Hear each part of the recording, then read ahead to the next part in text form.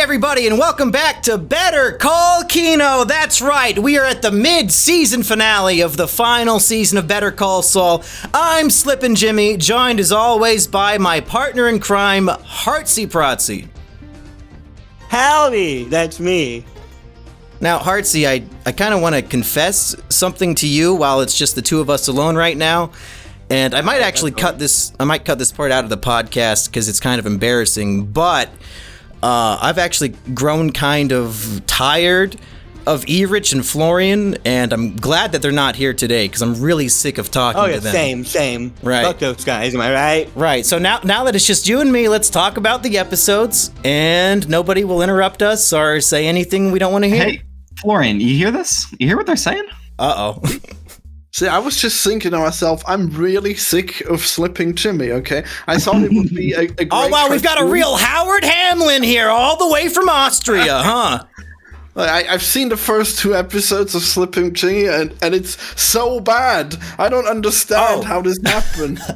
just in case anybody in the audience doesn't know, the woman who wrote episode 6 of this season, Ariel something, she also wrote, I guess, a 6 to 8 episode mini series cartoon called Slippin' Jimmy that released on AMC Plus. We will be covering that. We will watch and review that sometime during this mid-season break. But sounds like Florian has already dipped his toes into the Slippin' Jimmy water. And you're saying it was very good? Oh, yeah, there were nuns that were possessed by Satan, and then they were talking about cryptocurrencies, even though it was like a million years in the past. So what? I mean, okay, literally yes, takes place in like the late 70s. What the fuck? I mean, yes, cryptocurrencies are of the devil, but I'm still annoyed that this time frame would happen, okay? Doesn't make any sense. It was just the worst meta joke I've ever heard. And So would you say that the show is a real Bravo Vince moment? What's that mean? Did you stand up and clap and say bravo Vince when you saw it? Did he write it? No, the person who wrote it wrote the only episode of Better Call Saul that was so boring, Erich literally fell asleep. Is that right? Didn't you tell me you fell asleep during episode 6 of this season? That is correct. I was nodding off throughout, and near the end, I just completely lost it.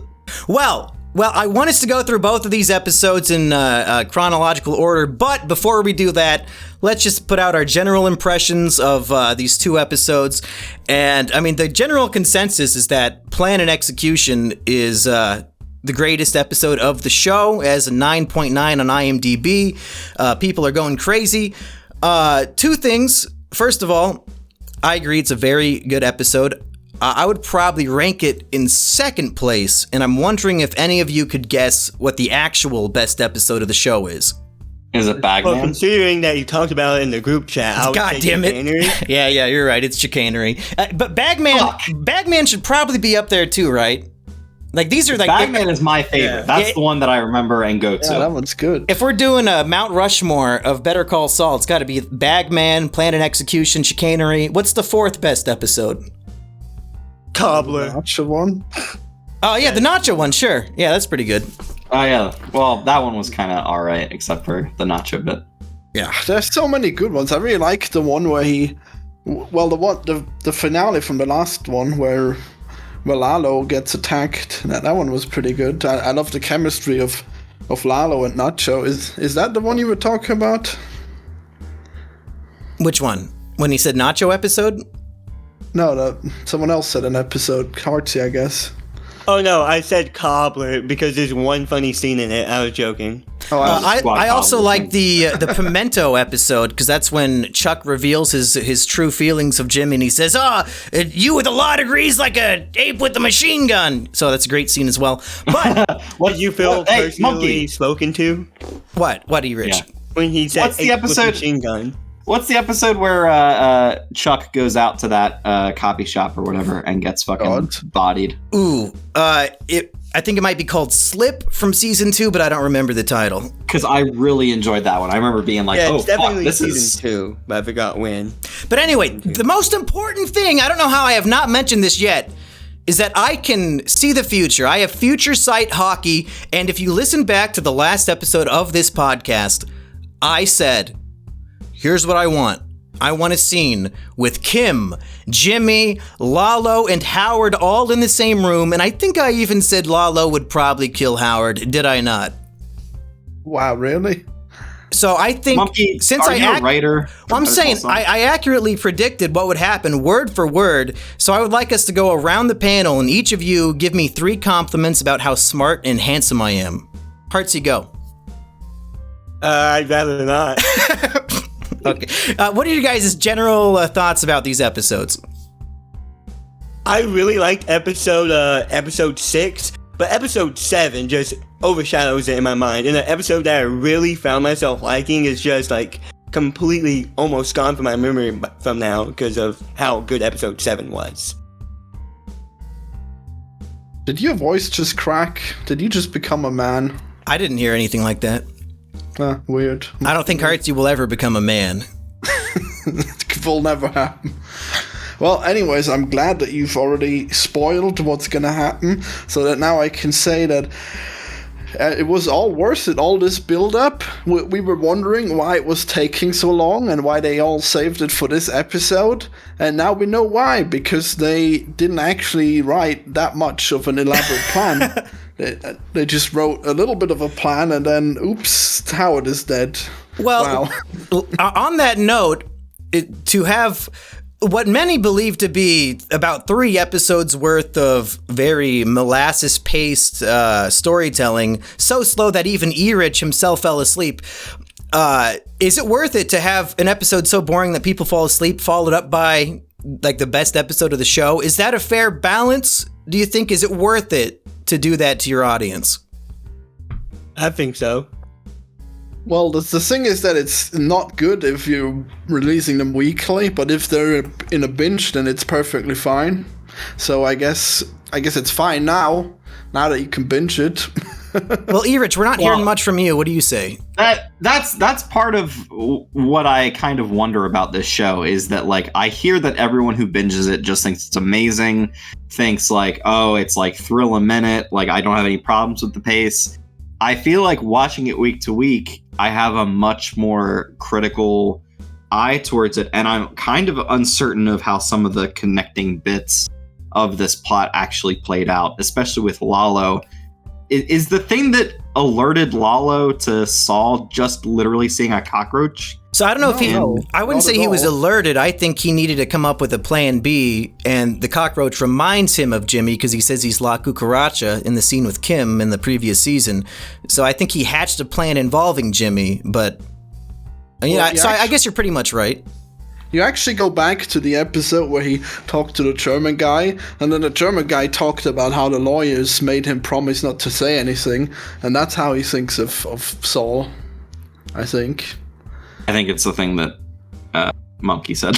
It might be both. I didn't even think about the German guy saying something about lawyers. Would Lalo make that connection to Jimmy and Kim being the lawyers? Does he know that they're associated with Mike in that way? No, I mean, I guess it wasn't the same lawyer at all, but he would think of lawyers, and that's when he would follow up to visit Jimmy, I think. I mean, he definitely put it on his list somewhere when he heard that. Lalo seems like a supernatural figure almost. He seems to just kind of appear and disappear and go and do insane things constantly. Well, as we know, in this universe, everybody has a special power. Walt is very good at making meth. Huel can steal anything off of somebody by bumping into them, and Lalo can teleport. So everybody has a power. And it's just like, it's really just cape shit disguised as a lawyer drama. Wow. What does Gus do? I guess he just the power of extreme autism. Uh-oh. Like debilitating autism, for real. Yeah. And obsessive compulsive disorder with harassing an old man in a wheelchair, and that ultimately leads to his death. So, real Achilles heel there. Since we were talking on episodes earlier, I just wanted to give you all an update on me binging Breaking Bad, and I gotta tell you that I've just watched the dreaded Fly episode. Dreaded Fly episode? You mean best episode in the series, Florian? Directed by Ryan Johnson. This might be I skipped half of it. Okay, I'm sorry. Wow. I can't take the slapstick. Well, you guys tell me if this is chicanery or not, but even though many believe Fly to be the slowest paced episode of Breaking Bad, I feel like the pacing of Fly is about on par with the average Better Call Saul episode. So if you hate Fly, I don't know how you like this show. Ryan Johnson was a visionary who was trying to give us a lens into how Better Call Saul was going to be. Hey, how can you call Gus autistic if Walter literally spent an entire episode chasing a single fly? I think it might have been like symbolic of his guilt, maybe, but who am I to say? Yeah, I mean, sure, but that's still autism. Yeah, okay, that's fair. If something bothers you and then you do something really stupid for a really long time, like if you play Pokemon and you catch all the shiny Pokemon, that would be like a really bad autism coping mechanism, you know? And that's your professional medical opinion? Yes. Well, do you guys have any other just general thoughts, or should we start going through these episodes? I think generally like the end of this second episode kind of convinced me that this entire show is pretty much genius. Yeah. I was basically bravo-vincing by the end here, and going into the second half of the season, I just feel like it's all going to be smooth sailing from here. Like, I think there's enough for them to do, enough for them to play out in addition to possible flash forward stuff that I don't think we'll have much problems with pacing from here on out. However, I have said that before. Yeah, there's only 6 episodes left, E-Rich. I feel like there's a lot to cover. But there were 7 episodes of this half season. Yeah, it took them 7 episodes. It's 7 episodes of build-up to kill Nacho and Howard. So what are they going to do with the last 6? Because they got... Right. We have to, cover... I feel like 3 seasons worth of shit in about 6 episodes. Really. There actually is much less to do now, because now they don't have to stop to do all this lame shit, like just like pranking Howard really hard.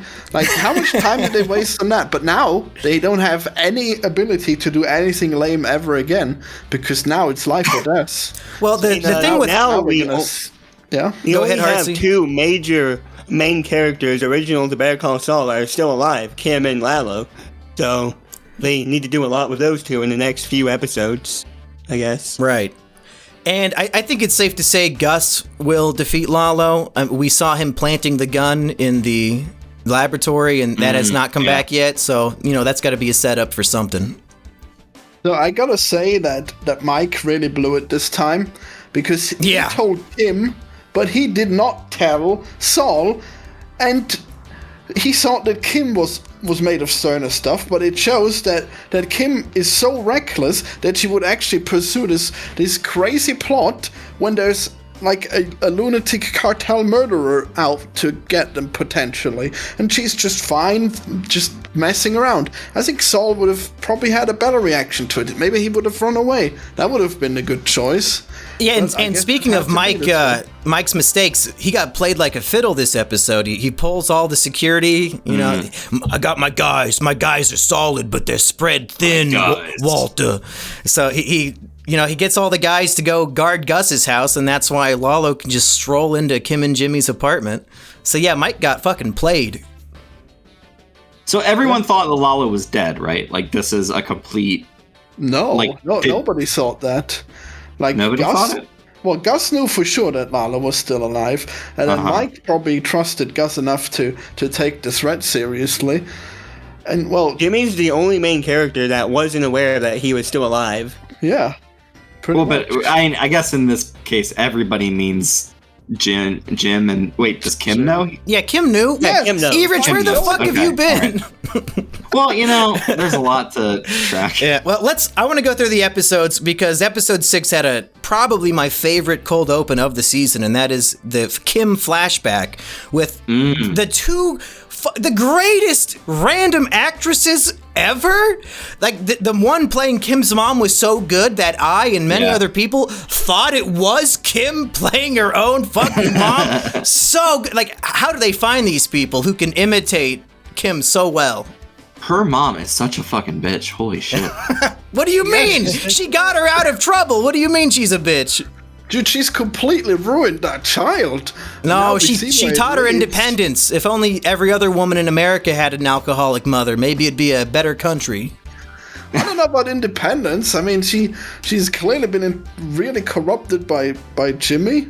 Or, like, I guess she just needed, like, one bad friend to become, like, completely insane. I think what this scene, and I think other scenes we've seen possibly in the show, like, is trying to show us is that Kim has always had this kind of impulse to do these things. She's just had more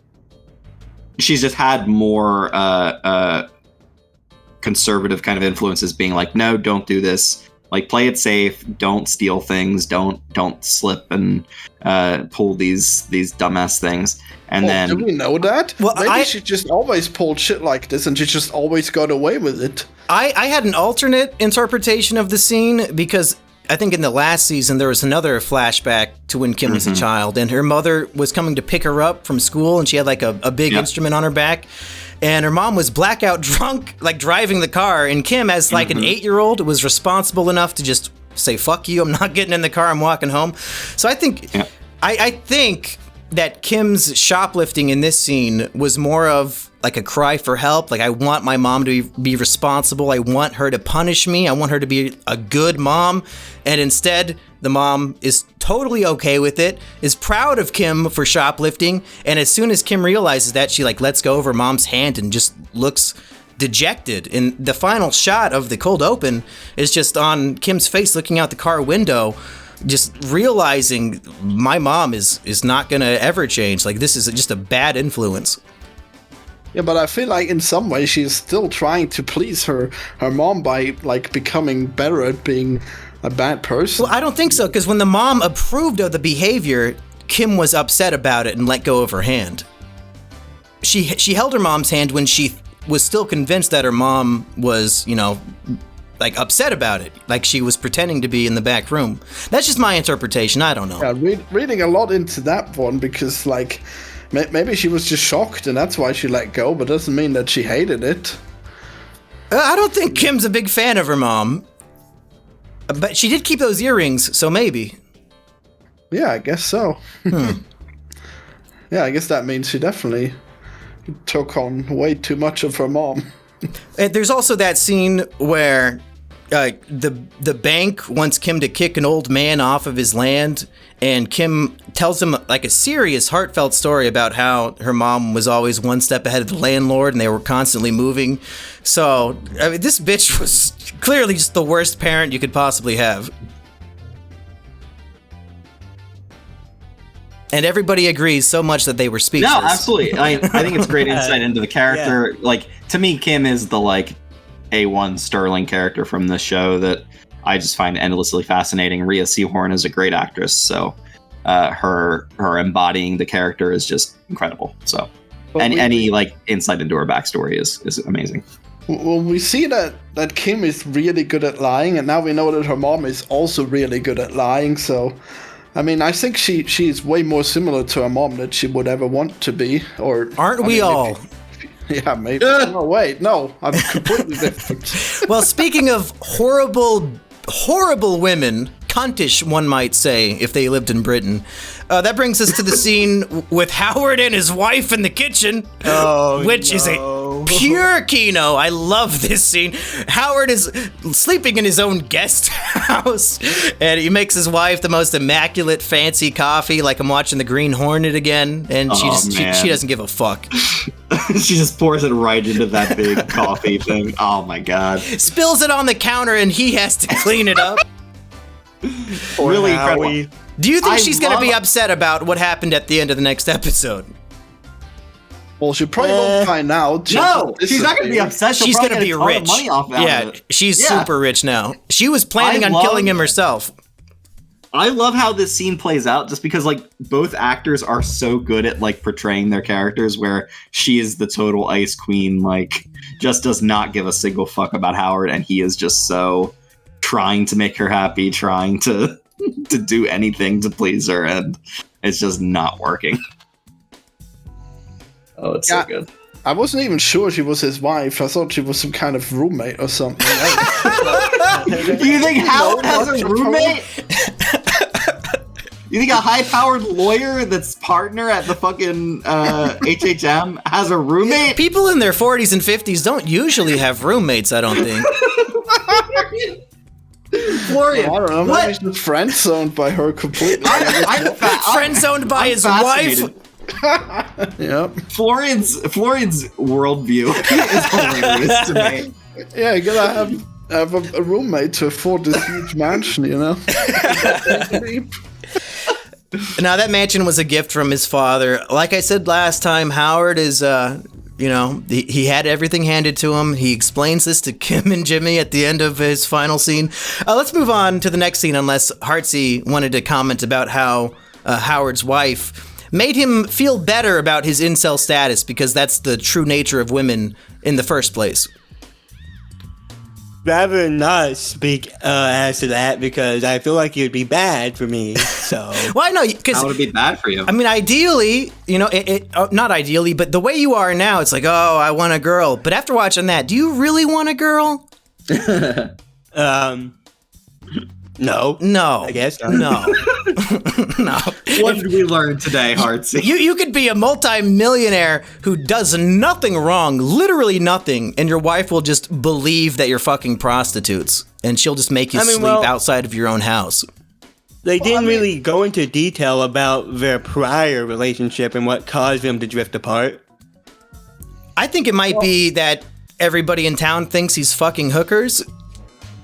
Oh, It's pretty hard to dispute this when you have actual hookers like freaking out at him. You know, an average woman would not just like take your side and be like, "Oh yeah, sure, someone hired hookers to embarrass you." That makes perfect sense. I mean, that's partially reasonable, you know. Well, whenever I start a new relationship, they have to sign a contract that says if he is accused of fucking hookers, I have to believe him when he says he didn't. So maybe Howard should have tried that. I'm sure there's lots of contract law involved with marrying a lawyer.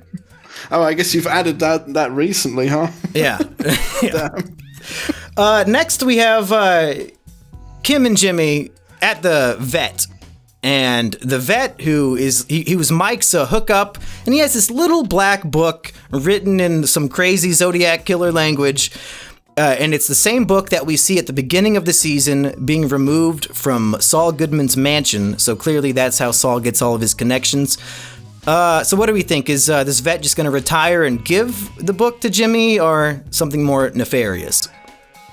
Yeah, I think he'll give it to Jimmy. I think that'll be an interesting way to fully establish Saul as like having all of these connections.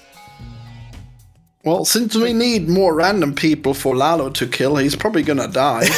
Especially if he's like, "Oh, I'm just 1 week from retirement, folks. I'll be happily ever after. Don't worry about a thing." I like how Florian sees everyone as like Lalo fodder. It's like, which of these people is Lalo gonna run up and kill? Well, I don't actually like it, okay? I wish he would not just randomly kill everyone, but I guess that's just what happens now. That's why I prefer Gus, but you guys just love Lalo and his random murders. Well, I'm wondering, in the history of the Breaking Bad universe, other than Ed the Disappearer, and I guess Jesse, but Jesse was tortured, is there a criminal who gets off scot-free? I feel like everybody gets punished in some way. Like, will this vet and Ed be the only two who get off clean? What happened to the older Nazi? Perhaps. Did he die when Walt did the thing? Damn, I guess he probably I thought did. Walt killed all the Nazis. Yeah, he Yeah, I did. guess so. Wow, not even the Nazis can retire. Well, it's really just hard for criminals in Yeah, I this know show. that's heartbreaking for you, Florian. Florian's like a fellow brother, dead in the line of duty. Oh, no. So, any other thoughts on this scene at the vet? We, of course, they're putting like the topical shit on Jimmy, and we see his pupils getting big, and at this point, we don't really get what's going on, but of course, now we all know, so. Oh, that's what that was. Yeah. I actually thought didn't Jimmy realize. already had the black book. I mean, he said, "Can't I see it?" And he was looking at it, and I don't remember seeing him put it down. I don't think he stole it. I mean, he would need like a translation guide. He can't read that shit. Well, I don't know. He could probably translate it in some way. I mean, if I'm writing a secret code full of all the illegal shit I'm doing, I'm going to make sure you can't just look at it and figure out what it says.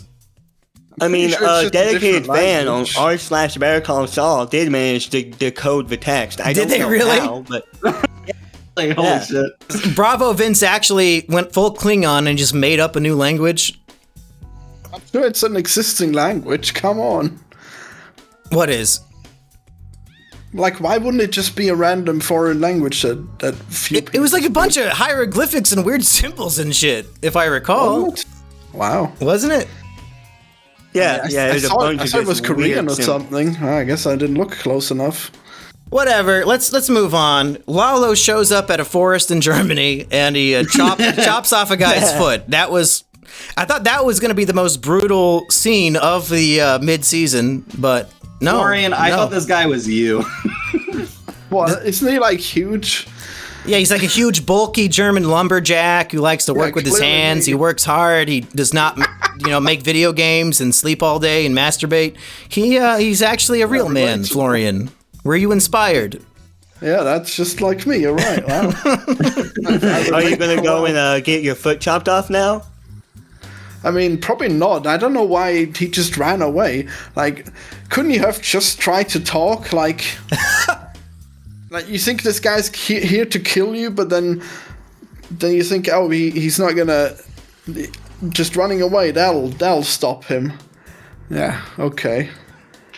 Yeah. I think he went wrong when he just ran into his warehouse. I mean, he's in the middle of the woods, and he probably knows the woods better than Lalo ever would. He really could have just ran off and escaped that way. Or just do what usual Germans do and shoot yourself in the head. Wow. That's the German goodbye. He The probably German had goodbye. like all kinds of traps set up, but I guess. Don't you mean the German Aufwiedersehen? Wait, did you say set up traps? You wanted like a Lalo Home Alone scenario for this scene, Florian? I mean, didn't he have some kind of traps that just didn't work? I don't remember I don't know. that. Well, I He mean, had some good definitely- trapezoids on his body, but I mean, he definitely had the home advantage, so that probably was a decently smart choice, but I guess Lalo is just too powerful. Did he have a gun? I guess not. He should have just thrown the axe and then probably would have won that way. Oh well.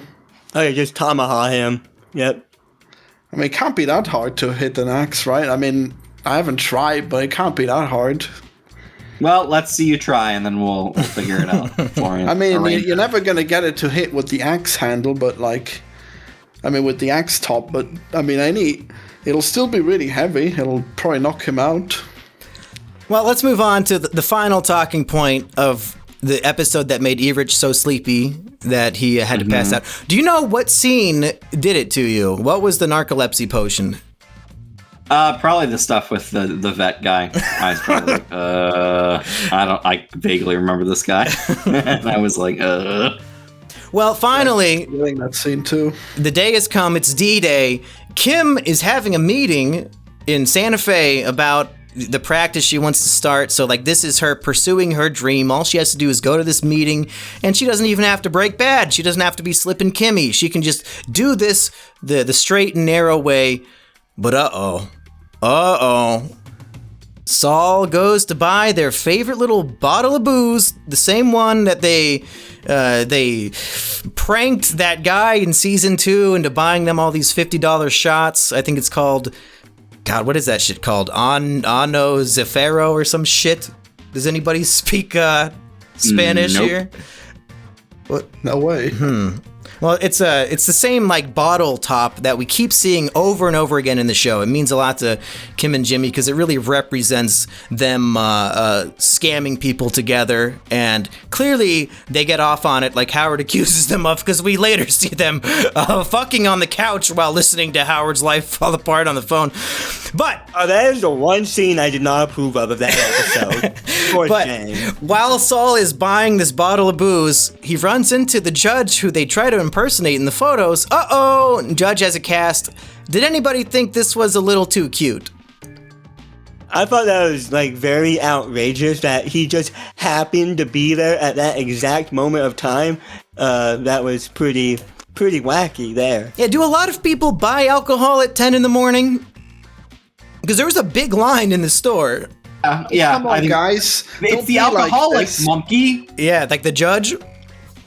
Like, don't give me this shit like, what's the chance, okay? Do you know that Walt ran into that flight guy before he went to kill his daughter, and then he caused a plane crash? Come on, man. I think everybody on Earth agrees that the two planes crashing midair in Breaking Bad directly above the house of the man partially responsible might be the most convoluted bullshit in the show's history, so... No, but that he ran into the flight attendant. Yeah, I know, Jane's dad. I know who he is. He's Q, goddammit. He's the voice of Discord on My Little Pony. I know who the fuck that is. Is that him? Wow. God damn it. Cool. Yeah. I just watched that as well, so there you go. But here... The mark of a great character is when they have to make a life-changing decision and you understand whether or not they're making the right choice, you understand why they made it. And here at the end of this episode, the great cliffhanger is Kim decides, fuck this good choice road. I'm making a U-turn down the bad choice road. It happens today. We have to prank Howard. It's going to be hella fucking epic. And she abandons the meeting in Santa Fe. And really, that one move led to Howard's death, so maybe she shouldn't have turned around. Yeah, clearly. perhaps that was a poor decision. Yeah, oops. I mean, most likely she's just gonna go back and become good now. I mean, it's pretty crazy no. to think that. What do you mean, no? Yeah. I think Kim is like a good person, basically. Like, she's not in the game as much as Jimmy. She's never seen somebody get brutally murdered in front of her, let alone somebody she's known her basically her whole adult life, getting shot, professional life, killed in her own home. I don't think Kim is going to be mentally stable after this. Well, I mean, I think that she can't possibly keep being like evil anymore. Like she straight up like caused this man's death. I don't think she's gonna allow herself to do anything like this ever again. But well, okay, I think the answer I think might be too obvious, because in the vet scene, Kim specifically holds the card of the vacuum repair shop man. So I think they're just literally telling us that's what's gonna happen to Kim. She's gonna get disappeared. You think? I don't know, man. They had her hold the card. Like, why would they even bother? I mean, is she really in danger though? Like, I mean, I know Lala wants to kill both Kim and Jimmy, but like, Jimmy's not going anywhere. Why would Kim? Well, maybe because they have committed a whole bunch of crimes, and now an even bigger crime has happened in front of them that they can't really explain. Maybe she just needs to get the fuck out of there. Yeah. But we'll find out in 6 weeks, hopefully. Well, I think it's more likely that she gets killed by Lala rather than like actually disappearing. Like, if you don't think Jimmy would commit suicide after that? I don't know. I don't think so. Like, he's too cowardly. I think he'll be heartbroken, but he'll get over it. And that's why he's trying to fuck Jimmy Francesca in Breaking Bad? I mean, probably. Could be. I don't think Jimmy would be like the same upbeat, outgoing lawyer he is in Breaking Bad if he saw his love interest killed in front of him. No, and we basically have confirmation that in the Breaking Bad timeline, Kim and Jimmy talk on the phone on his birthday once a year. Like, that's Really? Yeah, because there's a flash forward in the episode called Quite a Ride where Saul and Francesca are just destroying the office and they're trying to escape. And he says, hey, go to this payphone. I think it's going to, I don't know if he says to call this number or to answer the phone, but like clearly him and Kim have something set up on his birthday to, talk to each other. I mean, they don't say it's Kim, but it's 99% chance it's Kim. Well, that can only mean one thing. If that's Kim, then she didn't go into witness protection or whatever you call it. Why not? She didn't get disappeared. Why not? Because if they had both disappeared, why wouldn't they just do it together? They might. Because she would have done it earlier then. No, yeah, but if they call every year, then that would be easy to set up so that they go to the same place. Right, but Florian, when Jimmy gets disappeared, he is sent to Omaha, Nebraska, which I believe is where Kim is from. I think that's her hometown. Oh wow. It's not her hometown, but it is very, very close. Yeah. But where? Well, that doesn't make any sense. Like, why wouldn't they? You think it's a coincidence? You think they wrote that on accident? I mean, I'm thinking it's more likely he went there because she died. Maybe. I don't know. Or maybe if she's in prison, but not if she's disappeared. If she's disappeared, they'd move somewhere where that is unrelated to both of them, and they'd live together. Like, if they're in contact and they both have to disappear, why wouldn't they be together? I just got a brain blast. I do like the idea of Kim being in prison, and that could explain Gene, because maybe Gene is just waiting for her to get out, and that's why his life is so miserable and lonely, because he has nothing. He's just waiting for years. Maybe. I mean, sure, but I like the idea of Jimmy and Kim having a big happy reunion at the end of the show, but I do not think that at least Jimmy will have a good ending. Like, I think Jimmy's gonna have a good ending. Well, if they're gonna have a reunion, it's definitely the prison thing. Like, that would make the most sense, and I guess she would be imprisoned like there. Maybe she pleaded to go back to where she was born. One of them has to pretend to be trans so that they can be in the same prison cell together. And then it's pull a Chris Chan. Yeah. Yeah, sure. Yeah, that's what Chris Chan did. Wow. Yeah, that was all part of the plan. Yeah. That's what she did. Chris Chan is definitely a real woman. How could you? So should we just dive into what everybody says is the best episode? Yes, please. Yes. The one I actually cared about. The cold open is, we got a tunnel rat situation. Tunnel snakes rule. We're the tunnel snakes. That's us. That's us. And we rule. We got Lalo acting like a tunnel snake, running around. Something funny, one of my favorite memes is when you take the Breaking Bad universe and you apply anime power rankings to the characters, and people were like, in this episode, Lalo was able to move a sewer grate with his bare hands. That's over 250 pounds of force. This is the greatest physical achievement we've seen from him so far. Like, that kind of stuff gets posted on 4chan, and I always enjoy that.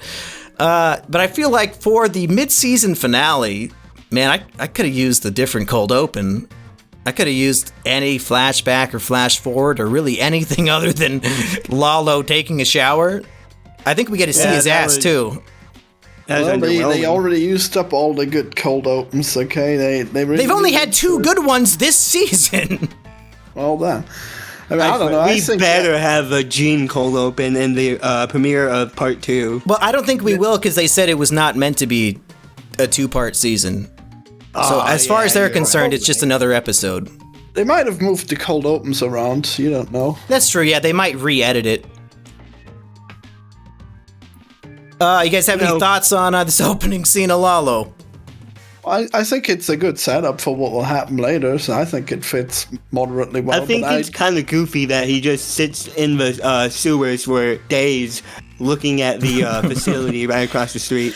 Yeah, and in case... Lalo's a big freak, so I think he would do something like that. Well, in case it wasn't obvious, I was listening to the Insider podcast, and they made it pretty clear that this was just a complete fabrication. There are no sewer tunnels like that anywhere near the street that the laundry is on, so like all of that was just a set that they built. I mean, of course, they're not going to actually film in the sewer, but I don't know if you guys have ever actually been down in like storm drains.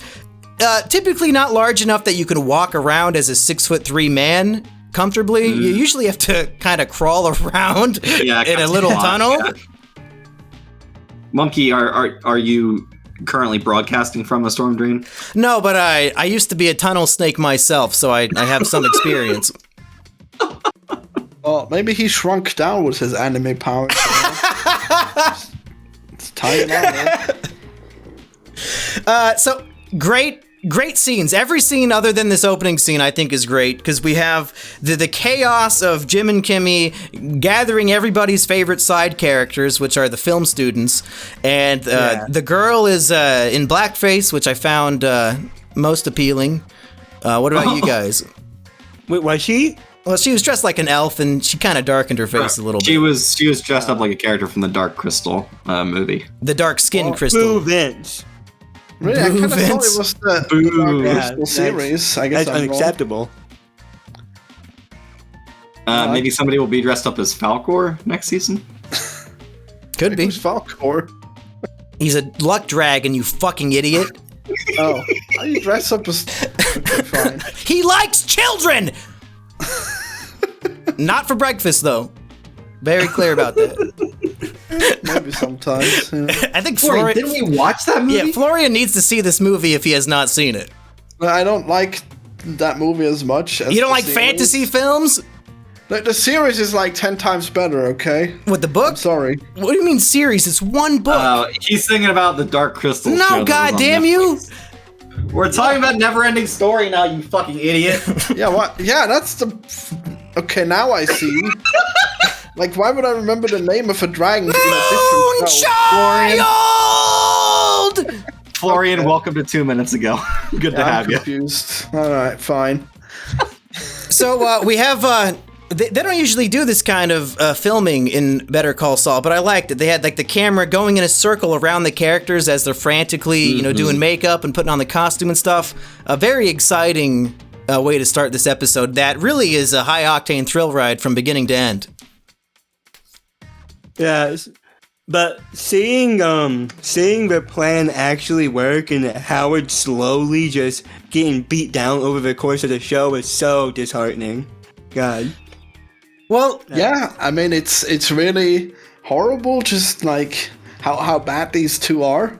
Like, they really can't help themselves. It's I don't know. honestly disgusting at this point. I think a lot of people are judging Kim and Jimmy based on what happens to Howard. Their plan was not meant to have him get shot and killed in their apartment. Their plan was, let's humiliate this multi-millionaire, rich, cis white man so that a bunch of dying elderly people can get money. Like, I don't think their plan was that evil. Their plan, as executed, would only really hurt Howard and really only affect him as long as he did not try to figure out their whole thing. And they personally also need the money so that they can start their own firm to, again, help lots of poor innocent people. So really, if one millionaire has to suffer to help hundreds, if not thousands of, normal people, I don't think it's that bad. No, man, he kept trying to fix shit. He boxed Jimmy. That's so fucking cool. He really didn't deserve this shit, okay? Why didn't he try to box Lalo is my question. Yeah, she should have, I guess. I don't know, It couldn't have gone worse. Like, Howard is probably the most innocent person that's died, okay? What? Yeah, he's What more do you innocent than that mean? kid. What do you mean? Jesse's girlfriend? What? Well, I'm saying, His in girlfriend. this show, I think he is the most innocent person to die. Most innocent person who died. What about the guy who Lalo killed at the fucking travel agency? No, Oh, yeah. Howard is just a That guy was paragon of never goodness. condescending to an old woman and forced the greatest mall walker in Albuquerque to sit in a fucking wheelchair? You kidding me? He's a paragon of justice. He would have gotten this settlement. It would have been fine.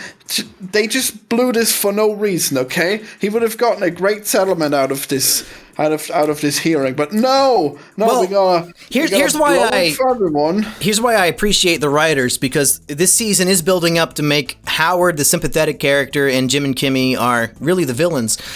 And yet, they still, in Howard's final episode, they still put a lot of gray, ambiguous morality in his character. Because when he's talking to Irene straight up says, "Oh, me and all the people who are paying you to represent us, we're all so happy that today this will be over." And Howard's like, "Oh, au contraire, mon frère. Allow me to be condescending to a woman 30 years my senior, who has plenty more life experience and wisdom." And started laughing. Yeah, he's like, oh, you think you're getting this money? Bitch, I'm waiting until all of you are dead so that my mutual fund is way fucking higher. So fuck all you old people. I'm in this for me. I'm a lawyer. I want more money. That's basically, that's what I heard him say. Did you guys hear something else?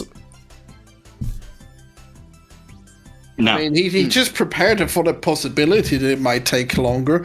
I don't think it was that bad. They're intentionally stretching it out to get more money, which some people might say is a good thing, but when your clients are relying on you and they're on the brink of death, maybe just let them have the goddamn money.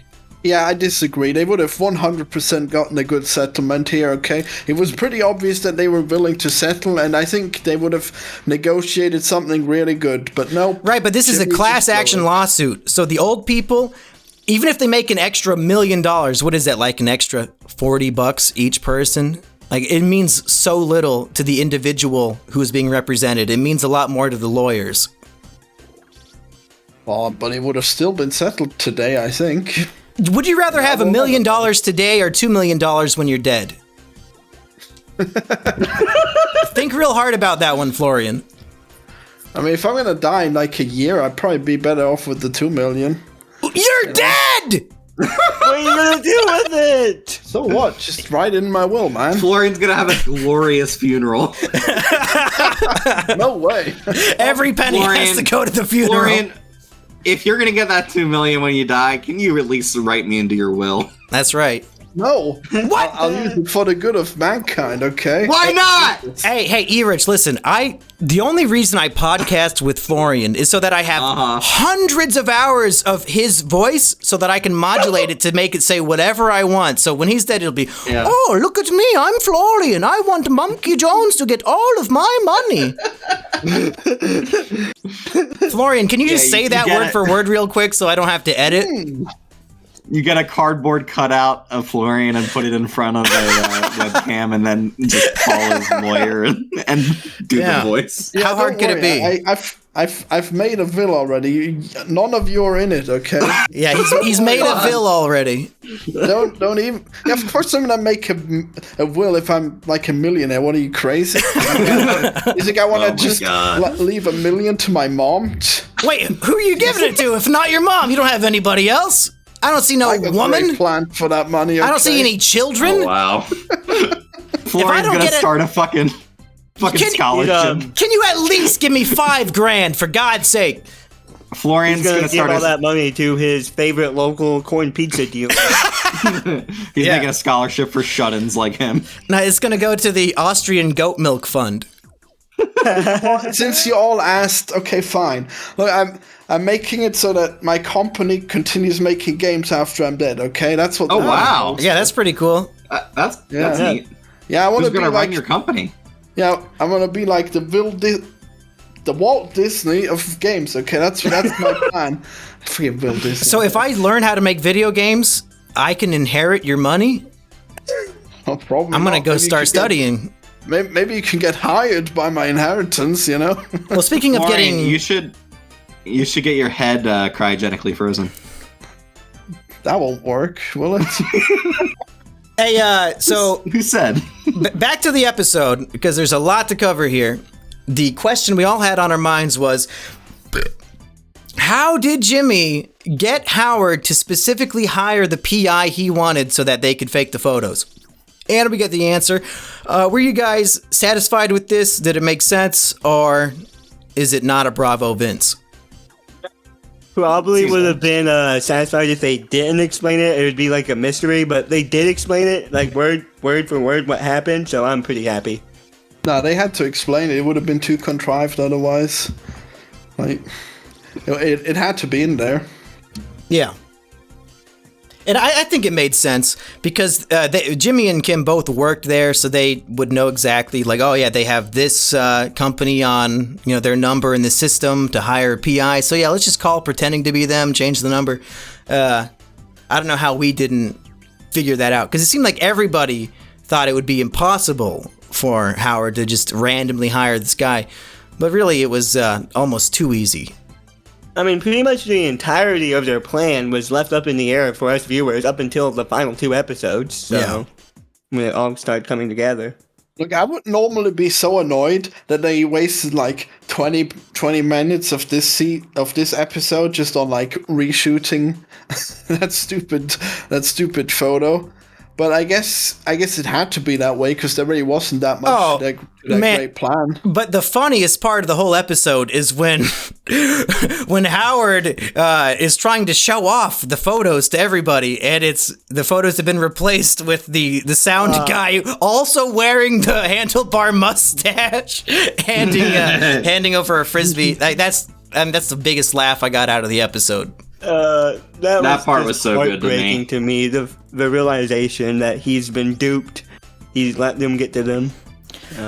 Yeah, I don't even know why he would have done this, to be honest. Like, if he's a lawyer, then he would have, like, let it play out some more, because you don't have an idea how much of being a lawyer is just, like, biding your time and then, like, finding the best moment to well, he also was drunk at the time, so he probably wasn't in the clearest of mindset.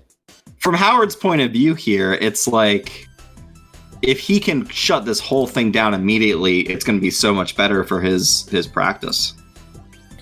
Yeah, and we didn't mention this, but in the previous episode that we just talked about, Jimmy wants to know a little bit about the drug that they're going to put on Howard, and the vet says, it depends on how sensitive you are to caffeine. And then if you look back at the scene with Howard and his wife, it's revealed Howard's not drinking coffee, he's drinking decaffeinated tea. So clearly when he gets whatever this caffeine-esque drug on his skin, he's instantly like very hot and sweaty and kind of twitching. So yeah, he's clearly not in his greatest mind. He's kind of tweaking out. Well, that's not fair then. Jesus, you can't just make him go be high. That can't be your master plan, Jesus. Well, I mean, they did. Well, yeah, but you could just, like, inject anyone with drugs and they misbehave. Yeah. That's a bit deep. What do you mean? You're making perfect sense. I don't even know what your criticism is. I mean, you could just use that strategy on anyone. They didn't need to use all their... Yeah, but they're specifically trying to make it look like Howard is high on cocaine. Yeah. And it worked. It worked. Yes, it did. Well, I mean, it was written to work. I don't know. Like, obviously, this kind of bullshit wouldn't actually work, you know? Oh, my God. It's too contrived. It's like a Rube Goldberg machine. It wouldn't have worked. Yeah. What'd you guys think of the scene where we have a guy named Carrie, and his great flaw is that he's not very good at carrying things, because he drops the soda all over the floor. Hilarious. Bravo, Vince. That'll be a bravo from me. Well, have you guys tried the soda can trick? Have you ever shaken up a can and then spun it in a circle to make it calm down? No, I want to try it. Well, Hartsy, if you film yourself trying this on camera, I will put it in the podcast. All right, I'll do it right after, or I could just go grab it now. Yeah, go grab it right now. I want to hear this. Do it live. Yeah. No, we don't need it live. Do it live. Yeah. We won't even see it. Yo, he's gonna film it, but I want to hear him scream when it explodes on him. Yeah, I don't think it works either. Well, we're about to find out. Betrayal. I can't wait to find out what kind of soda Hartsy has in the house. Yeah. We're pranking Hartsy. He's pranking himself, I think. Wow. Do you guys have any other thoughts about this whole scene in the boardroom? Because it's just nonstop excitement and laughs, and Howard just losing it. I really enjoyed it. I think this was the part of the Oh, Hartsy's back. I got myself a Dr. P. Dr. Pepper S tier soda. You're doing it right. Now I'm spinning it after shaking up vigorously. Okay. You're filming this on camera, right? Yeah. Okay, good. Yes, the voices in your head command you to do this. I don't know how long I need to turn it for. It's fine, dude. Just open it. You want to say like 30 seconds? Okay. No, just open it now. I gotta continue talking while I'm turning it. Okay. Rich, go ahead. Hartsy, you are doing a great thing for this podcast. I'm so happy that you were able to join us today. Okay, here it goes. Bombs away. Nothing. Wow. Oh my goodness. It worked? It worked! Whoa! It worked! Holy shit! Bravo, Vince! Bravo, Vince! That's a bravo from me. That's right! Holy shit. Oh, man. Now, a lot of people think that there was some sort of intentional juxtaposition with Howard rotating the can and Lalo rotating his silencer on the gun. Do you think that was intentional, or is it just how those things work? I think it's kind of synchronicity. Yeah, I feel like these writers and definitely the people who film the show are so meticulous that something like this has to be intentional. In fact, I think the shot of Howard's lifeless body falling directly mirrors the scene of Chuck fainting in the copy store. Right, yeah. Oh, okay. Yeah, that part was probably intentional too, because it was very similar collapse and like banging your head off a table and falling on the ground. That's a very specific thing. Yeah. Well, I just gotta say that I will be infinitely disappointed in Slipping Jimmy if there isn't a Coke prank. Okay, if we don't see Chuck diffusing a Coke by spinning it, I'll be so disappointed. Oh, wait, you want that in a flashback? No, in Slipping Jimmy, the show. Oh, wait, is Chuck in this cartoon? Not yet. But I mean, he should be, right? Like, why would you make it if there's no Chuck? Well, I'm curious how they're going to depict their ages, because in Better Call Saul, I feel like Chuck could play Jimmy's dad, and they're supposed to be brothers, so I don't know how old apart they're supposed to be. In this Slippin' Jimmy show aimed at children, they should have a reference to Chuck's eventual suicide every episode. I think the kiddies would really like that. They should have Kid Lalo come in. Why not? Kid Lalo? Does he? You guys don't want to see 8-year-old Lalo and all the tricks he's up to? Is Kid Lalo a bully, or what is his deal? He's a fucking Chad. No, they're saving that for the spin-off, Young Lalo. Yeah, no, let me tell you, Lalo down in Mexico on the elementary school playground, he's running it like a cartel business. Like, all the kids are doing shit for him. Okay. He's not a bully or nothing, he's just the leader. And everybody respects him, they all want to follow him because he's such a Chad at 8 years old. He even has his mustache. And the silly band trick. Yeah. You say he has a mustache as a kid? Yeah, he has his mustache, he's selling silly bands left and right. He's got V-Buck cards or whatever the fuck you Zoomers are up to. Oh, speaking of Zoomers, Hartsy, I did see a Zoomer review, and I'm wondering if you can translate it for us. All right. Somebody said Kim and Jimmy were the ones acting sus, but now Howard Hamlin is the one who is no longer among us. Among us. What does that mean?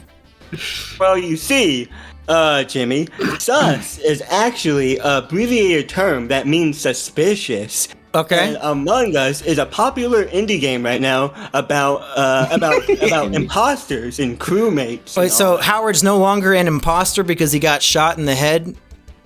He is no longer an imposter because only imposters can kill. So he has to be a crewmate. Wait, so Lalo's the actor imposter? Who played, Lalo's the imposter. He is the sus actor Among Us. The actor who played Hank called me a sussy baka. What does that mean? Walt, you're acting a little sus.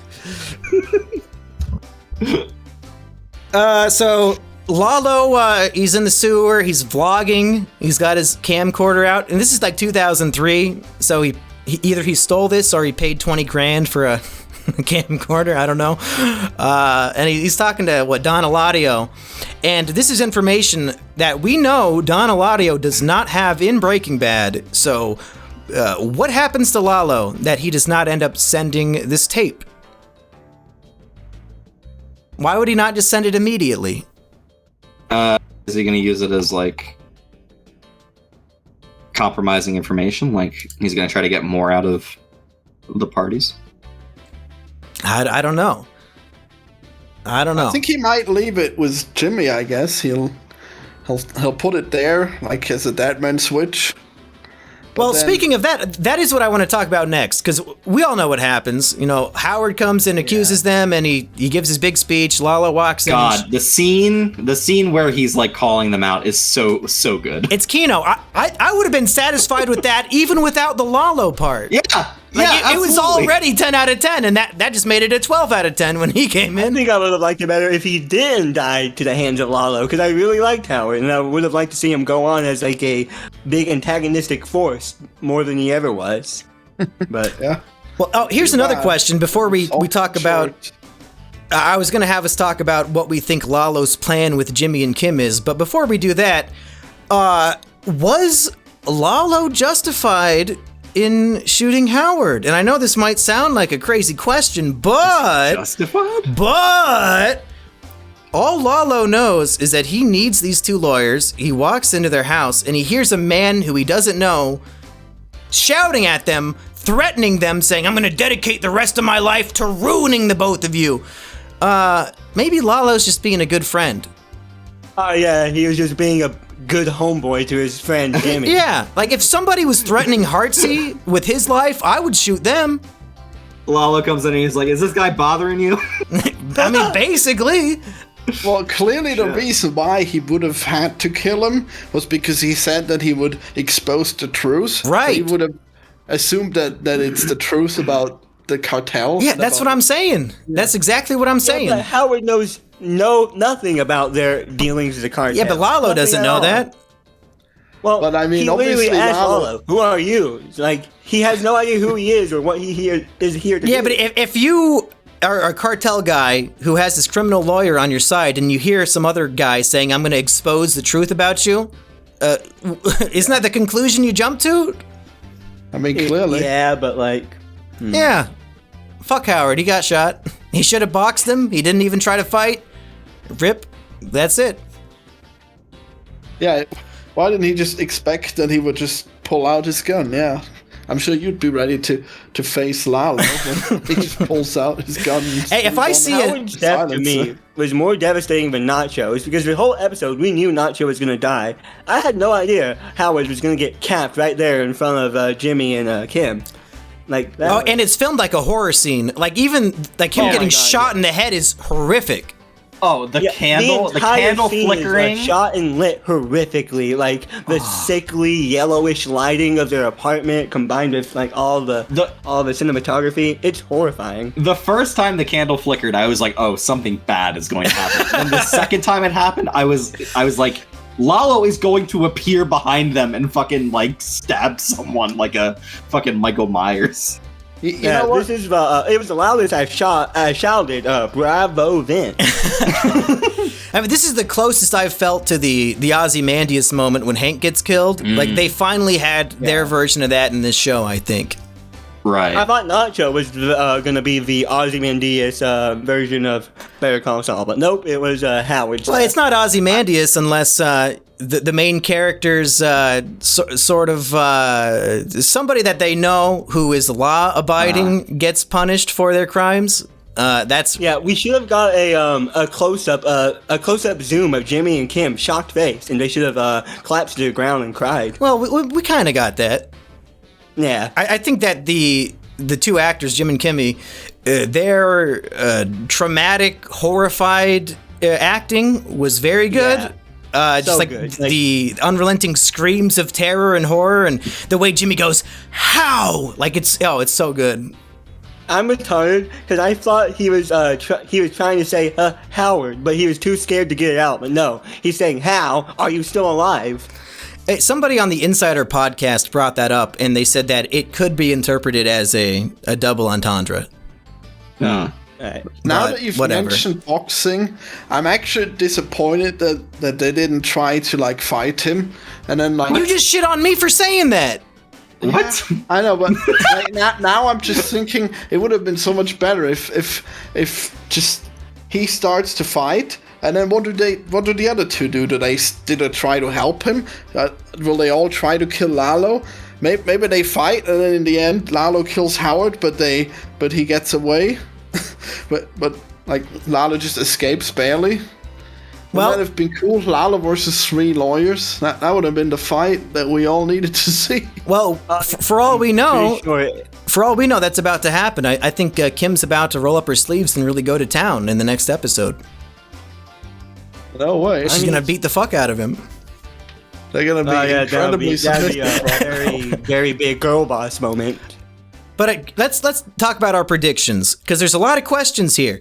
What are they going to do with the body? Are they going to frame it as a suicide? Is Mike going to have to come clean it up like he did with Jesse's Jane? What does Lalo want with these lawyers? How can they help him expose Gus?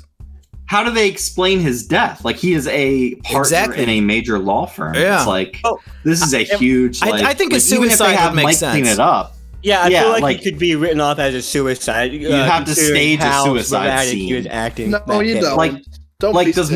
Is Mike able to do something like that, or do you need somebody else? You could just say, this guy's life fell apart, and then he came to my apartment and shot himself in the head. But it's like, okay, but here's the deal. Like, you can't just bring his body. You need to bring all of his like brain matter and like bits of his skull and shit. I think we're gonna have a Three Stooges style skit of Kimmy, Jimmy, and Lalo moving the body. Yeah, Lalo's gonna help.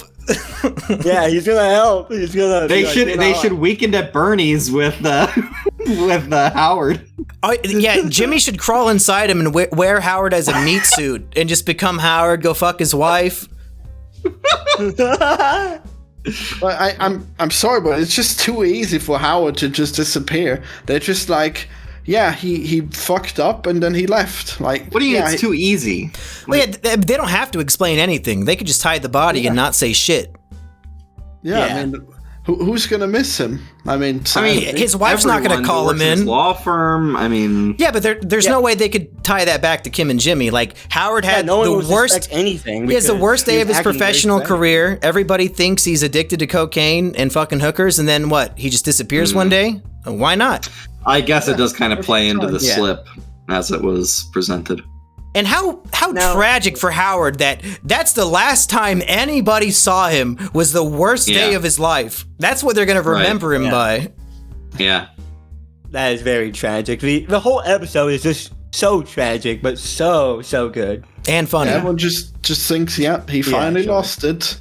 We'll just never see him again. He probably is too embarrassed to even come back to work.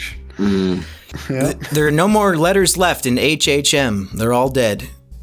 Yeah, and just two of the three of them were somewhat connected to Jimmy, their death. Mm-hmm. But my question is, what is Lalo's plan? What the fuck can Kim and Jimmy do to help him expose Gus's laundry? Maybe he's trying to, he's trying to force them to give him some, asylum, somewhere to hide while he's trying to figure things out. I have no idea what to make of that. Yeah. What he could possibly use them for. I mean, he could use them as a diversion. He could use them to get to Mike in some way. There's a lot of things he could do. I don't know how much Jimmy he knows. never really finds out who Gus really is. He knows who Gus is, but he doesn't know that he's a kingpin. Not even in Breaking Bad does he know that. But who? Jimmy never learns who Gus really is. He knows Mike, but Mike never informs him, and he never finds out who Gus is. So I don't know what information they can get from him. Yeah, no, it all goes through Mike, I guess. But they could use. Lalo could use Jimmy to do something with Mike, and then that'll be a way to get to Gus. Does Nacho know that Jimmy is connected to Mike some way? I don't think so. Yeah, probably not. Isn't that why Lalo went to their apartment at the end of the last season? Because he was trying to find out what happened in the Bagman episode, and they had to keep the Mike part a secret. Yeah. So yeah, I have no idea what Lalo's doing there.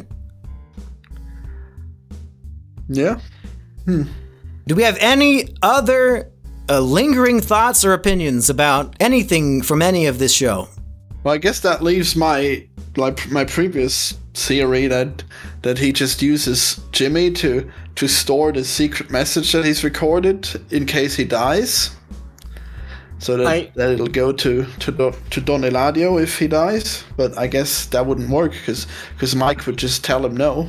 But he doesn't know about Mike, so that would actually be a viable thing for him to do. But I think he's probably got a bigger plan. Maybe I feel like the death of Howard and them both witnessing it will be the catalyst of Jimmy and Kim's relationship falling apart.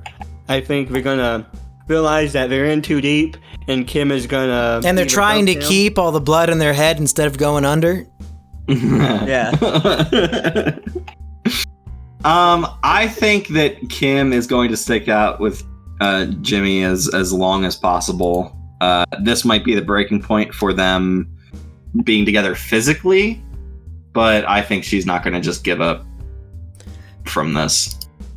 Although I'm not sure that she's seen anything even close to this kind of level before. I have two Kim theories about what's going to happen next. And these are not original theories. I'm stealing these from other places. But my favorite theory, perhaps of all of them, I don't know if you guys have heard about this one. It's the Huel eats Kim theory. And that explains why Huel is so fat in Breaking Bad. Does he eat her like a snake where she's like still a full person in there and she just crawls out at the end of the events of Breaking Bad? Oh, she's hiding inside of you. Yeah. And then they should CGI her eyes into his mouth in certain scenes where you can see her peeking through. Yeah. That's who survives, isn't it? Huel. I think Huel survives. Well, he's sitting in the safe house waiting for Hank to come back. and Kim's still in there. Yeah. The other theory, of course, is that Lalo is so suave and charming that Kim ditches the beta and goes for the alpha. No way. That's the theory you have a problem with? Not the Huel eats Kim theory? No, that one makes sense. Well, I guess now that you mention it, I guess that it's one reason why Kim might disappear is because they just use her as the cartel lawyer. Hey, what if they're both cartel lawyers the whole time and Kim's just the one south of the border? Yeah. Well, they might. Yeah, I guess they don't really need her, huh? But maybe. Her dream is to help disenfranchised Mexicans with their drug problems, so, Yeah, that'll be the best. Why not? Probably not, though. Yeah, the drug problems of how to distribute this.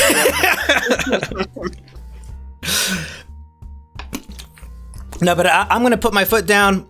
Kim does not die in the whole show. Yeah, I mean, I agree. I'm with you. Well, if you're right about that thing about him having a call, then yeah, I guess she's still alive. Right. And you know what? Kim's spinoff at the end of this, whatever she's doing after the events of Breaking Bad, I want to see it. Is it bad if I? Go ahead, Hartsy. We're gonna have a flash forward to Breaking Bad right after Walt tells he tells Saul about the truth about his wife, and then it will be a shot of Jimmy just sitting there looking sad, and he's be like, "Wow, now I know why he is Breaking Bad." I'm hoping that Lalo survives the series and gets his spin-off. People want a Gus prequel? Fucking boring. Oh, I love sucking dick. I'm enough. Gay. No, I want Lalo, just stone cold Sigma male, alpha male. He doesn't even have a sexual drive. Unlike Gus, he's not gay, he's not straight, he's Lalo. He does what he wants. His respect for the law is low. That's where his name comes from. I want to see his further adventures, and that's what the next spin-off should be. Lalo is without a doubt the most twisted and evil character in the franchise. So what you meant to say was based and red-pilled. Yeah, of course, based and red-pilled. I can't imagine anything right there. I think it would be incredibly cringe to just focus on Lalo in the spin-off. That would be so boring. No, it wouldn't work at all. You don't want endless footage of him like looking at bugs and then getting a brain blast, Jimmy Neutron style. He calls Hector on the phone and he hears that it's bugged, so he grabs a chair and bashes it against a wall. I want to watch 40 minutes of that. Yeah. No way. Please, no more Lalo. Just call it Lalo's Wacky World. Yeah, Tunnel Snakes. It's all about Lalo hiding in the sewers of Albuquerque, and he lives there. And that's the whole show. There's not even other characters. It's just him in the sewer. Yeah, he doesn't do anything anymore. He just loves the cockroaches, you know? Yeah, 6 seasons in a movie. I know. Lalo's going to survive into modern day, and he's going to start a vlog YouTube channel, and that's going to follow his adventures as a vlogger. I would watch it. Okay, do you guys have any other great theories like Huel eats Kim? I discovered last night. I think last night I had a bit of an epiphany because all this time I thought that the greatest meme source in history was the plane scene from The Dark Knight Rises, and just any quote from that will just make me stitch up laughing my ass off. But I'm starting to think that my new favorite meme of all time is bad theories in the Breaking Bad universe because they're just relentlessly funny. I saw one that said Walt's pork pie hat was evil and it possesses him whenever he puts it on. So the hat was really Heisenberg the whole time. I follow a subreddit just for bad Breaking Bad theories. It's incredible. It's called r/Breaking Bad. Yeah. That's the exact one. Trying to think. Other theories. There was the one that Kim becomes a prostitute, but they put them in the same scene, so. Time traveling prostitute. Could be. That's what it is. A lot of people think that Jesse is, Mike is future Jesse, so maybe, because they're both bald. I'm going to say time traveling Mike. Because his daughter doesn't age, he just he's like Doctor Who. He takes his daughter around to different times. Speaking of that, there was a theory. There was a theory that Mike's granddaughter has Benjamin Button disease, and that's why he's trying to make so much money for his family because she needs an operation to stop aging backwards. Yeah. That makes sense to me. That works. There's also one that Mike is secretly Walt's right testicle. I thought that was a pretty good theory. That's a good one. It's because they think that Walt might have shaved his balls after he shaved his head, and since Mike is also bald, therefore, it makes sense to me. God damn. What do you guys think of the very short promo we got for the next few episodes? It's just a black and white shot of their apartment while they're having a conversation. Oh, I don't think I saw it. Shit. Yeah, it's in the same grayscale as the Gene scenes, so we have to assume this takes place at some point in the future. It looks like the wall has been cleaned of blood, the carpet has been changed. The question is, why are we seeing this? Who? I believe it's a little hint that we're close to seeing a little bit more Gene. I think it's a little hint to that. And we have bizarre dialogue from Jimmy saying, after all that, a happy ending. And I'm wondering what fucking context could he possibly be saying that in? I seriously hope this does not take place right after the fucking Howard death, because if he's that dark and if he's that dark that quickly, jeez. Yeah, if Florian's theory is right, and Lalo just hands the tape over to Jimmy and says, "Hey, can you mail this for me? Because I can't do it." And then he leaves, and then Jimmy breathes a sigh of relief and says, "Oh, happy ending. If no more Howard." That would be pretty dark. Happy ending. He looks at the camera, winks, and then a title card happens. How is he saying it? Is he saying it like he really does feel that way, or is it? It's kind of subdued, and after all that, a happy ending. It seemed pretty melancholy. His conversation. Okay. Yeah. All right, that seems to line up. Okay. But we just hear the voice. There's nobody on screen, so we don't know. Interesting. It's probably just the end of a sentence where he just I didn't watch Talking Saul. Was there anything of value to get from that? Talking Saul's always good because the directors and the actors are there and they're talking about the episode, so I enjoyed it. I would watch it. Another theory is that Ernie, is Gus's son because they're the only two black characters. Yeah. Wow. Wait, Ernie from the first 2 seasons? Yeah, the guy, he's friends with Jimmy and Kim at the law firm. Oh my god. Yeah. I like Ernie. Man, yeah, Ernie's a good character. I would like him to come back. What happened to him? He's still working. I think he's in the mailroom. Well, he was the assistant to Chuck, and that's why we saw him a lot, because he was a character for Chuck. Now that he's gone, there's really no reason to see Ernesto. Yeah. The only black characters. What about Huel? What if Huel is related to Gus? Oh, you think Huel gave birth to Ernie? That makes sense. And one day he'll swallow him again. Mm-hmm. I think we might be tapped out, unless you guys really have any last burning opinions. Going on. Well, I mean, I'm glad that we went on a long time because I mean, this last episode was so good. I could probably talk about it for another hour. It's really incredible. This like completely put my faith back into Vince and Peter Gould. I think like whatever happens from here on out, I'm in. Down to clown. Yeah. That's insane right. how badly they made me feel for Howard, the character who originally I didn't really like all that much in the first couple of seasons.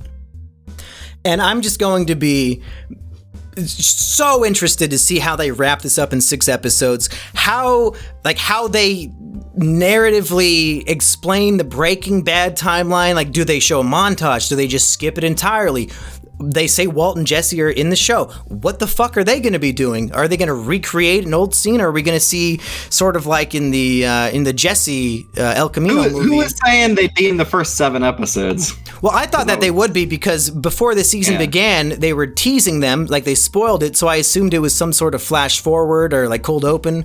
But they didn't appear at all, so I don't know why they spoiled it so early. They should have at least waited till the mid-season break. But do you think we're going to see like a brand new scene with these characters, or what? It's going to be brand new. I feel like we might see a scene similar to the El Camino flashback, where they're just like, they show up, and it's just like, hey, yeah, these characters exist. And in the El Camino flashback, I found it a little bit cringy that it seemed like they wanted to give us somehow a new insight into Walt's character and his motivation. And he's like, oh, Jesse, you're so lucky to be doing something so special. And I'm like, oh, shut up. So I wonder, are they going to do that same cringy shit again in this show where we're going to get another new insight into Walt while he's talking to Saul? Probably. Cringe. What's gonna happen is that look, Walt is doing his class, Jesse is there, and then Saul just comes in and says, I need you to dissolve a body, okay? They're gonna do it, even though they don't know how to do it at the start of Breaking Bad, but they know it still, okay? You think Jesse's gonna be in high school? Yeah, and they're gonna just dissolve a body. It makes perfect sense, okay? Okay. I mean, what year is the current Better Call Saul timeline in right now? Like 2006, 7? Oh, I was thinking like 4 or 5. Oh, wow. Because Breaking Bad starts in 2008, I believe. Wait, shouldn't we know? You showed me that picture about the coffee maker. So that would have... Well, the coffee maker was like 10 years newer than whatever the show timeline is supposed to be. But we don't really know. Like, they give us a specific year at the beginning of the show, but now we don't really know for sure how much time has passed. Like, I'm sure if you pay close attention, you could probably figure something out, but... Yeah. I thought that coffee maker was from 2010. Yeah, and the show's got to be like 2004 right now, I think. They've certainly given up on any of those kinds of details at this definitely. point. We will be back in a few weeks to review the Slippin' Jimmy cartoon that Florian is saying is just so good and special, and we can't wait to watch it. In a few weeks? Yeah, we have a 6-week break until the next half of the season, so I figure maybe halfway through the break, we can come back to talk about Saul again. We're going to savor it. Yeah. Did all of those episodes drop, or are they doing it week by week? I think they're all out. Jimmy. Okay, all right. Yep. They've all been unleashed onto this world. I'm kind of not looking forward to watching it, believe it or not. Yeah. Why would you not be? Yeah, because it's too bad for me. I love so many bad cartoons, but wow. Wow, It's a fun little dalliance. It's just a little bit of nothing. Why did they make it? Why? I don't know. Is it actually for kids? Like, is it actually G-rated, Florian, or is it for adults who like this show? Okay, I'll tell you about the first episode. So it's just the trailer. The start of the trailer is the first episode, and it just goes on, and they just keep fighting snowballs. That's it. They're just like stupid kids fighting snowballs, and my mind is blown that they wasted our time on this. That's the whole episode. Yeah, it's like 7 minutes. That's an episode, and that's all it is. It's so bad. I was like stunned. This might be the first media project that was made for litterally nobody. Yeah. Yeah, it's bizarre. Hey, Hartsy, you are Hartsy, you're a robot right now, so try that again. Uh-oh. I think we're losing Hartsy. My apologies. I said that's. Am I sound good now? Yeah. Yes. All right. Well, I just made a joke that that's one thing it has in common with the actual show, the pacing. Yeah. Oh my god. Well, that was 7 minutes. It was actually fast enough paced. It was just so utterly boring. I don't know. Even the trailer was slowly paced for me, and that was about a minute. That minute felt like an hour. I'm gonna be positive about this because I've got nothing else. Yeah, to HIV say. positive. So, God damn it. So I'm gonna fucking just give them the benefit of the doubt, and whatever they want to do, I'll see how it is. I'll see. Nope, I'll see. that's what I did. You're not gonna like it, okay? Fuck you, Florian. Well, Just for saying that, I'm gonna be positive about it. There's no way that Fuck you're gonna you. like this. we will all be back in a few weeks to let you guys know just how good it truly is. I'm guessing none of you will watch it, and you probably shouldn't. For Better Call Kino. Oh yeah, guys, gotta do your plugs when you say goodbye. But I have been Simian Jimmy. Yeah, everyone go get I've been onto Steam. Hartsy. Do you, am I not coming through? Yeah, go ahead, Florian. I keep getting interrupted. Zoomers are not polite. Yeah, it's terrible. Anyways, yeah, everyone head on to Steam and buy Bullfrog, a very challenging game where you're a frog and you swing from your tongue, okay? It'll be hard, but it'll be worth it. Check out Bullfrog, everyone. It's like the Dark Souls of Ballfrog games. You can find me at Twitter at TZARREVAN. Come bug me about, I don't know, liking the Slip and Jimmy cartoon show.